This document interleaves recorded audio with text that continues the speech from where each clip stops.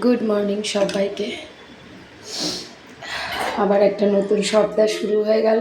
Raju just বেরিয়ে গেছে, ওকে ভাত, ডিমের ঝোল, উচ্ছে আলু সেদ্ধটা ঘি দিয়ে মেখে দিয়েছি। ও বেরিয়ে গেছে, এবার আমার শুরু কাজের। আজকে আবার অর্ডারও আছে, তো সকাল সকাল না ভাবলাম একটু চা ফা খেয়ে বাচ্চাদেরকে একটু পড়িয়ে নিয়ে তারপরে ওদেরকে আইসিডিএসে দিয়ে আসবো। ওদের তো এখন স্কুল ছুটি আছে, আইসিডিএসে যদি ঘন্টাখানেক থাকে ওদেরও একটু ভালো লাগবে, আর আমিও ততক্ষণে স্নান পুজো টুজোগুলো সেরে নিতে পারবো। আমাকে আগের দিন একজন বলছে, একটা বোন বলছে যে দিদি তুমি ব্লগগুলো করছিলে নিয়মিত কেন করো না, ভাল লাগছিলো ব্লগগুলো। বললাম সত্যি কথা বলতে ওই খুচখাচ আপনাদের সঙ্গে ভিডিও শেয়ার করা হয়, নিয়মিত প্রত্যেক দিন ফোনটা সেট করে যে ভিডিও করব সেটা ইচ্ছেই হয় না। কিন্তু কারোর যে একজনের ভালো লেগেছে এটা শুনেই আমার আবার ভিডিও করার জন্য ইচ্ছে হলো।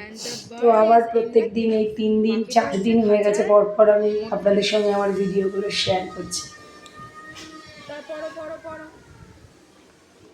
বাচ্চারা তো পড়তে চাইবেই না, মনোযোগ থাকবে না, ওদেরকে জোর করে পড়ার মধ্যে ঢোকাতে হবে। এটা তো আমাদের মাদের কর্তব্য। ছোটোবেলায় আমার মারাও করেছেন, বাবা মারা করেছেন, এখন আমরাও মা বাবা হয়েছি, আমাদেরকেও করতে হবে। এটা আমাদের একদম দারুণ একটা মানে কি বলবো দায়িত্ব, এবং খুব মিষ্টি একটা দায়িত্ব যেটা পালন করতে ভীষণ ভালো লাগে। তো চলুন ওকে পড়িয়ে টড়িয়ে নিয়ে, এটা ছিল আজকে ছোট্ট একটা মর্নিং ব্লগ। তারপরে দেখবো সারাদিনে আরও কিছু ব্লগ তোদের সঙ্গে শেয়ার করতে পারি।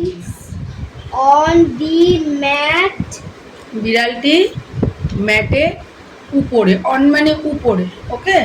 The on the cat, in the cat মানে ইন দ্য কেজ মানে ভিতরে।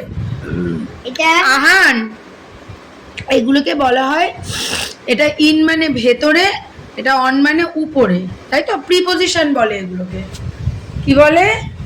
প্রিপোজিশন। এই পার্ট অফ স্পিচ এগুলো পরের পরীক্ষায় কিন্তু তোমাদের আছে। কালকে আইসিডিএস এ যাব, একটু পরে যাবো আইসিডিএস এ, তুমি পড়ে নাও, একটু পড়াশোনা করো। আইসিডিএস এ গিয়ে তো খুব একটা পড়াশোনা হয় না, অল্প পড়াশোনা হয়, খেলাধুলা হয়, ওই জন্য বাড়ি থেকে একটু পড়ে যাই আমরা।